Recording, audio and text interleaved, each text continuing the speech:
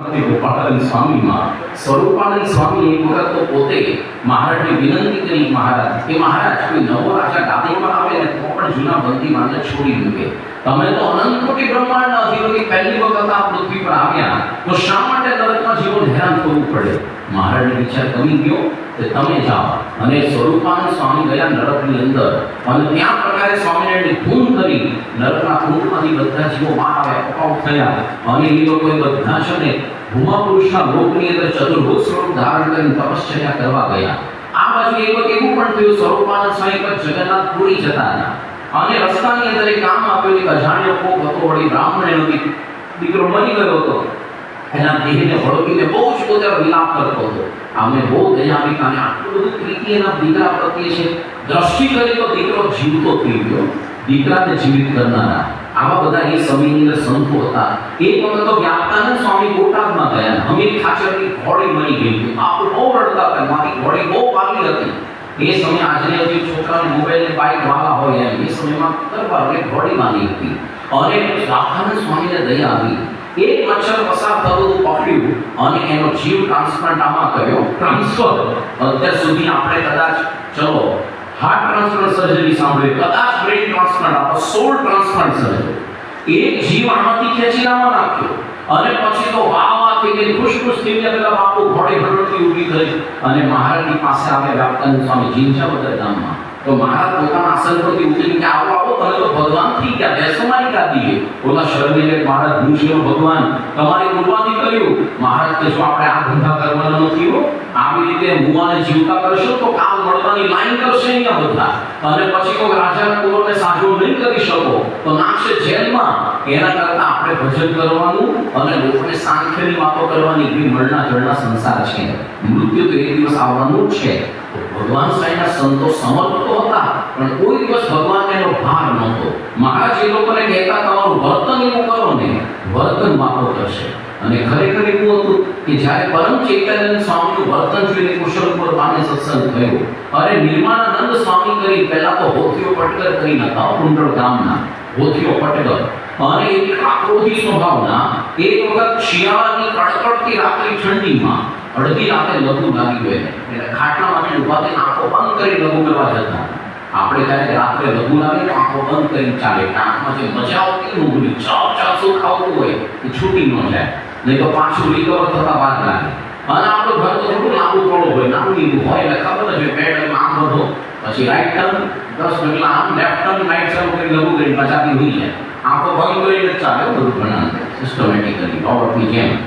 એટલે આને એવું છે તો આંખો બંધ કરી જતા હતા લોકો, એમાં વચ્ચે ગાડું ભટકાવી પગ સાથે અને જે ચચ્યું ને ઠંડીનો વધારે થશે, જે આને દાંત ચડી તો ગાડાને એવું ભીસીન ભટકું ભર્યું તો પોતાના દાંત તૂટી ગયા. પહેલે વડોદરાના મગરે આટલું બધું ભીસીન નથી કરતા, 400 મગર જે વિશ્વામિત્રી હોય એટલું ભયંકર એને જોરથી ભટકું ભર્યું. હવે સામે માણસો તો માણસનો રોચો ખેંચી કાઢે.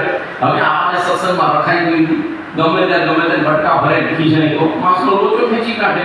પણ મહારાજે તો સાધુ કર્યા એમ તો નિર્માણાનંદ નામ પાડ્યું. અને પછી તો ગામડે જાય વિચરણ કરવા અને નાના છોકરાઓને ખીજવે કે સ્વામી તમારા બે નામ કેમના તૂટી ગયા, કથા કરો. આપણે તો થપ્પડ મારી હું આવી વાતો સાંભળવી, તારે બીજી વાતો નથી આવી સાંભળવી. પણ નિર્માણાનંદ સ્વામી પ્રેમથી કહેતો નહીં, હોથિયો પડ્યો તો મરી ગયો, હું પણ નિર્માણાનંદ થયો, મારાથી ક્રોધ ન થાય. મહારાજે કહ્યું તમે હવે સત્સંગ પ્રચાર કરવા માટે પૂના જાઓ. પૂના એટલે પેલું મહારાષ્ટ્ર હિન્દી પ્રદેશ. એણે કીધું કે મહારાજ મને ગુજરાતના ઠેકાણાથી તમે હિન્દી ભાષી પ્રદેશમાં મોકલો છો. મહારાજ તમારું વર્તન વાપો કરશે, જાઓ. હવે કથા તો આવડતી નહોતી, ગયા ત્યાં અને ત્યાં આપણે મહારાષ્ટ્રમાં એ વખતે મરાઠી બાજીરાવ પેશવાનું શાસન હતું. અને એનો જે એક સૂબો હતો એ ત્યાં હતા, બાપુ ગોખલે કરીને પૂનાની અંદર શાસન કરતા. અને એના એક બગીચાની અંદર પોતે 6 મહિના રહ્યા. રોજ આખો દિવસમાં ધ્યાન ભજન કરે, દિવસમાં એક જ ટાઈમ ભિક્ષા માંગી જમતા, આખો દિવસ ધ્યાન ભજન. રોજ બાપુ ગોખલેના દર્શન આવે, દૂરથી દર્શન કરીને શાંતિ થઈ જાય. હોય ને કથા આવડતી નહોતી નિર્માણાનંદ સ્વામીને, કથા ન કરી 6 મહિના. પણ 6 મહિના પછી જ્યારે ગુજરાત પાછા આવ્યા, બાપુ ગોખલે એમના પર પત્ર લખીને આપ્યો મહારાજને આપવા માટે. અને લખ્યું તમારા સાધુ મને કેવા લાગ્યા, મૂર્તિમાન મુનિ શાસ્ત્ર કહાય. इनकी कथा नती करी कि मूर्तिमान शास्त्र जीवन बनने लगे हो। हमको ऐसे देखे में आए, हमारे मन की बात जो जितना पूछत बिना मुनि कहत भय जितना। हमारे मन की बात पूछनी तो पड़े, पूछा वगैरह समाधान થઈ જાય। આટલા બધા તો ભગવાન સ્વામિનારાયણના પરમહંસો એના દર્શન માત્રથી બીજાને ગુણ આવી જતો હતો, શાંત થઈ જતી હતી વૃત્તિ। ગુણાતીતાનંદ સ્વામી એક સંત મંડળની સાથે જામનગરથી બજારમાંથી પસાર થયા અને બધી આજુબાજુ છે ને ઘણા બધા લોકો ઊભા હતા।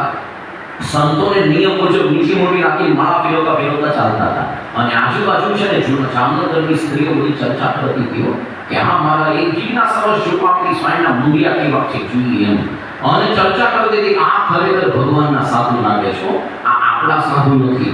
આપણા સાધુ હોય તો આપણી સામે જોયા વગર રહે નહીં, જો બિચારા કેવા નીચી મોટી રાખી માળા ફેરવે છે, આ ભગવાનના સાધુ છે। હવે આ બધી ચર્ચા હરિભક્તો સાંભળીને ગુણાતીતાનંદ સ્વામીને વાત કરી ઉતારે આવી। સ્વામી કે જૂનાગઢની અંદર જો આપણે સૌ જામનગર છોટી કાશી કહેવાય છે ને, આપણે કોઈ ભણ્યા નથી પણ વગર શાસ્ત્રાર્થે આપણે જામનગરની વિદ્વત સભાને જીતી લીધી। આટલી બધી મહારાજ દિશાને સંતો તૈયાર કર્યા, જેનું વર્તન બધું વાતો કરી જતું હતું, તો એટલા માટે ભગવાન સ્વામિનારાયણ એ પોતે સર્વોપરી કહેવાયા। હવે આ મહારાજનો આપણે પ્રાગટ્યનું પ્રયોજન સાંભળ્યું, અસાધારણ ઈશ્વરે સામર્થ્ય, હવે અસાધારણ કાર્યશીલ। તો ભગવાન સ્વામિનારાયણે પોતાની જ હયાતીમાં પોતાનો મંત્ર આપ્યો એ સૌથી વિશિષ્ટ કાર્ય। પોતાની જ હયાતીમાં પોતાની મૂર્તિ પધરાવી, કઈ જગ્યાએ? વડતાલમાં। કયા નામથી? હરિકૃષ્ણ મહારાજ નામથી। બાકી પૂર્વે જેટલા પણ મહાપુરુષો થયા પોતાની હયામાં પોતાની મૂર્તિ તો શું ભજની નથી કરાવી શક્યા, એ સમયની અંદર લોકોને ઓળખી પણ નથી શક્યા। દાખલા તરીકે રામચંદ્ર ભગવાન, એના સમયની અંદર લોકો એને દશરથ પુત્ર રઘુનંદન રામને યુગ પુરુષ તરીકે જાણતા।